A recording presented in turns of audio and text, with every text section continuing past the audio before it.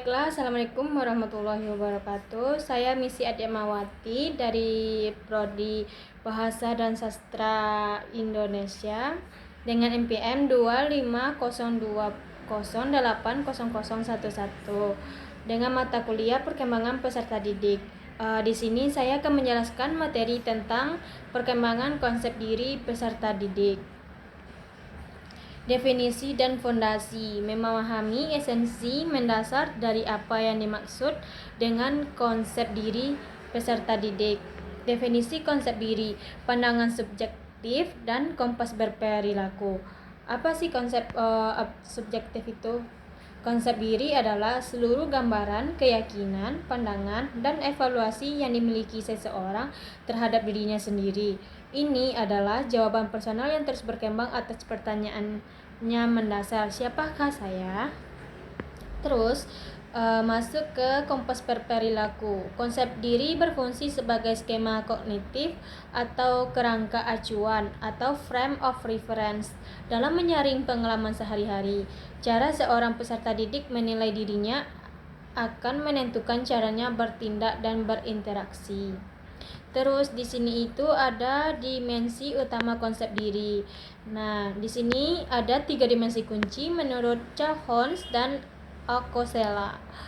Konsep diri tidak berdiri tunggal, melainkan merupakan integrasi dinamis dari beberapa perspektif kognitif dan evaluatif individu tentang eksistensinya.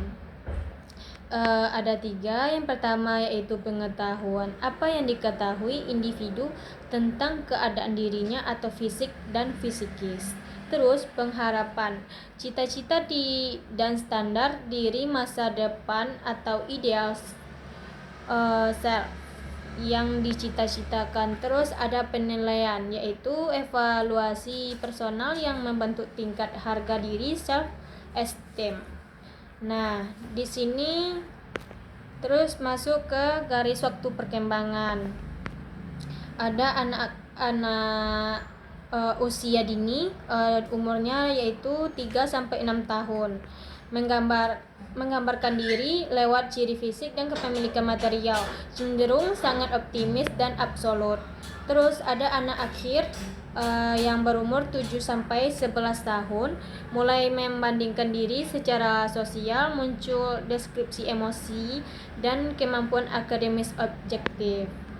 Ada di sini yaitu remaja awal yang umurnya 12 sampai 15 tahun.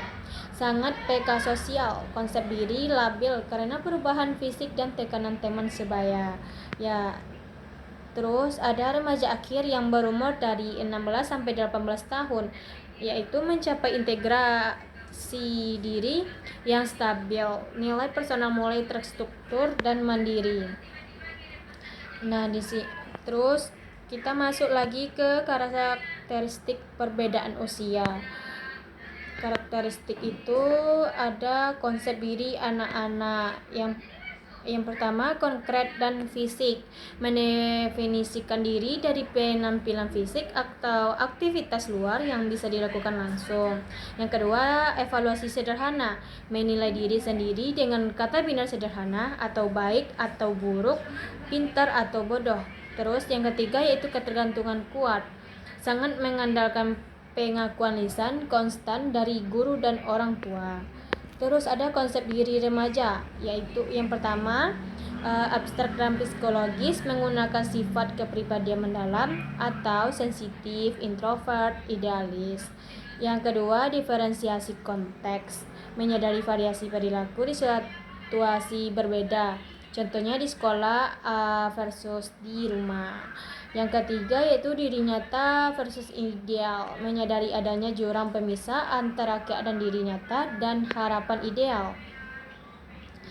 Nah, bagian ketiganya ada ciri dan dampak nyata, bagaimana konsep diri memengaruhi pola pikir, tindakan, dan pencapaian peserta didik. Nah, di sini ciri konsep diri positif. Ada yang pertama yaitu resiliensi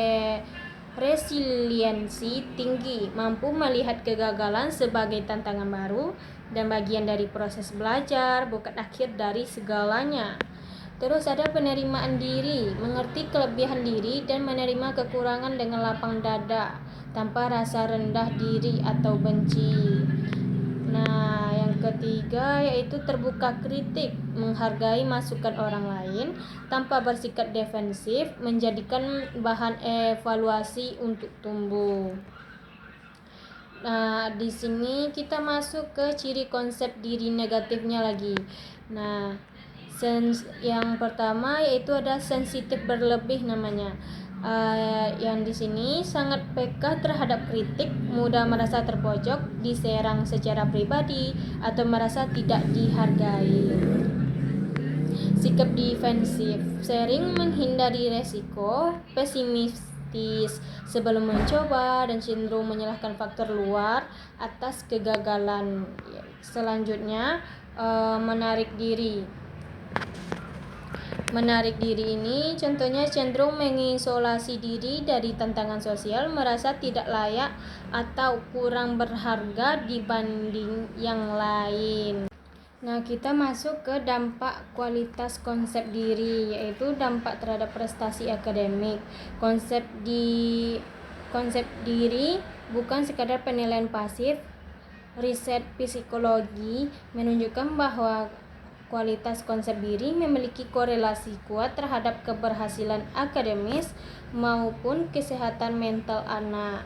Konsep diri positif melahirkan ketangguhan atau resiliensi, keterbukaan menerima kritik konstruktif, keberanian mengeksplorasi tantangan baru, serta relasi sosial yang harmonis. Terus konsep diri negatif memicu rasa inferior atau minder, kecemasan berlebih atas kegagalan, sikap defensif atau menentang, dan kecenderungan menghindari resiko akademis. Nah, di sini masuk ke bagian 4 yaitu peran dan sinergi pendidik. Strategi aksi nyata bagi guru dan orang tua dalam memandu tumbuh kembang anak. Nah, peran orang tua di rumah itu apa aja sih? Nah, di sini itu ada penerimaan tanpa syarat, mencintai dan mengapresiasi anak apa adanya, bukan semata-mata karena perolehan nilai akademik atau prestasinya. Hindari labelisasi negatif, menghentikan panggilan bernada meremehkan seperti pemalas. Contohnya, kamu pemalas banget sih jadi orang. Nah, contohnya kayak gitu. Atau lambat banget gitu, yang tanpa sadar diinternalisasi oleh anak. Latih kemandirian realistis. Memberi tanggung jawab rumah tangga yang sesuai usia untuk melatih rasa mampu dan efikasi diri atau self efficacy. Ya, kita masuk ke peran guru di sekolah. Apa aja sih peran guru di sekolah? Yang pertama yaitu ada umpan balik positif spesifik, mengapresiasi usaha keras dan proses belajar siswa, bukan sekadar memuji hasil akhir atau skor tes ujian. Yang kedua yaitu ciptaan lingkungan aman, menolak segala bentuk perundungan atau bullying dan pelecehan sosial di kelas demi menjaga integrasi harga diri siswa.